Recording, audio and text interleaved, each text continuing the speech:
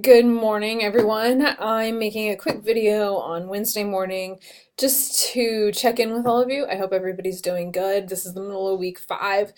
Sometimes that's when school gets kind of real, for lack of a better word, and I just wanted to check in with you all and make sure you know that the first discussion post for this week is due tonight. It's Wednesday, so it's always due on a Wednesday.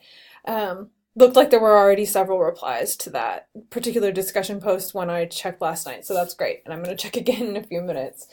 A couple things to think about as we're moving forward with the class. So far we've talked about some theories about gender development. We talked about how those are lenses to see gender development through. There's probably no one way that's exactly perfect. Gender is so complex. I don't think you could narrow it down to just one view.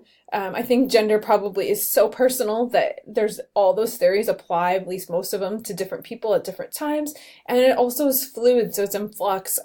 You might even say that theory might not be quite the right word because hard scientists like to think of theory as something, hard scientists, I mean natural scientists, they like to think of theory as something that is really concrete and provable through experimentation.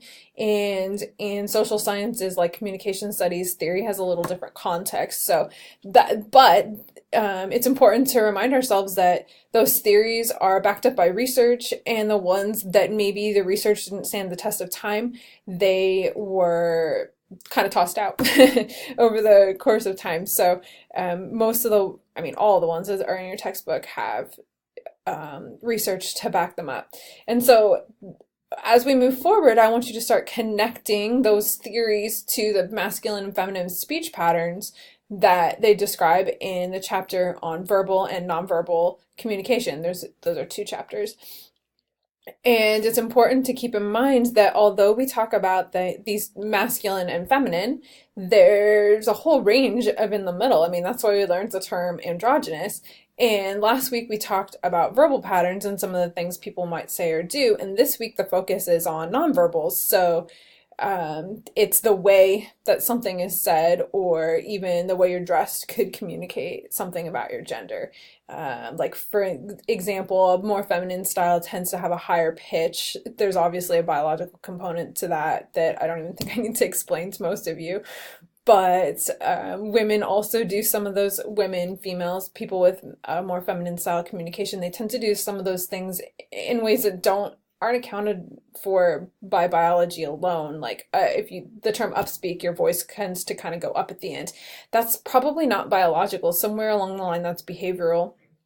And it's probably something that people were socialized or conditioned into. So these issues are really, really complex. And again, they are phenomena that we study, and they are a way that people communicate. And I think we have to be careful with the word expectations. I've noticed that that's coming up a lot in the discussion boards, and I realize that I use that term as well.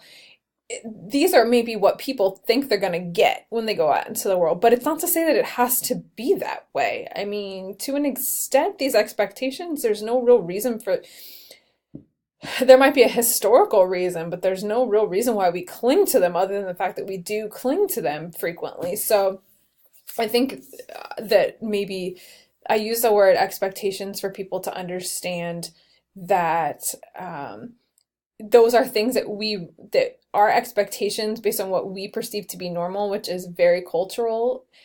That's how we try to read other people often, but that doesn't mean that we're right.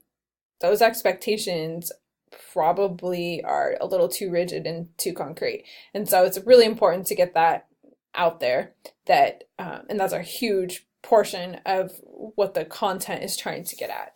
And something else I wanted to address really quickly, is why I have this slide up, is the speech community notion. So, a speech community is a group of people who have norms about how communication should happen.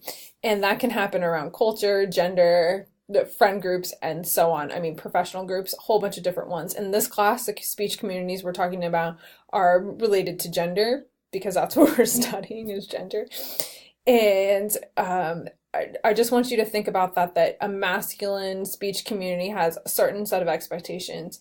Feminine speech community has a different set of expectations. And some of it has to do with the goals. So in a feminine speech community, the focus tends to be, it's like defined by the focus being on relationships, whereas a masculine communicator, that matters to them, but communication is primarily about achieving goals. So that's a much different intention than a feminine communicator whose primary purpose is to establish and build relationships. And understanding those two things, that's where you see a lot of the differences, because a feminine style is less direct. Well, that's because they're trying to put the emphasis on the relationship. They don't want to hurt people's feelings. A masculine style is more direct. That's because the relationship, although it's important, it's not the forefront. By definition, it's not the forefront. They're trying to achieve a goal. So it's not as important to consider the other how your communication is going to impact the other person. I could give you countless examples, but I think that one illustrates what they're getting at when they talk about the different goals between these two speech communities. And so I hope that gives you something to think about, and again, just challenge that notion of what an expectation means, because it's not that the expectation is something that we should adhere to. In fact, the whole point is to challenge those expectations and to acknowledge the fact that although we have these culturally accepted points of view about how things quote unquote should be, there's a wide variety of how in the middle of how things actually are. And we have to acknowledge that fact in order to really understand what's happening. Okay, well, if you have any questions, you know how to contact me, email me. You're welcome to come to office hours too, but a lot of you don't come to campus. So, bye.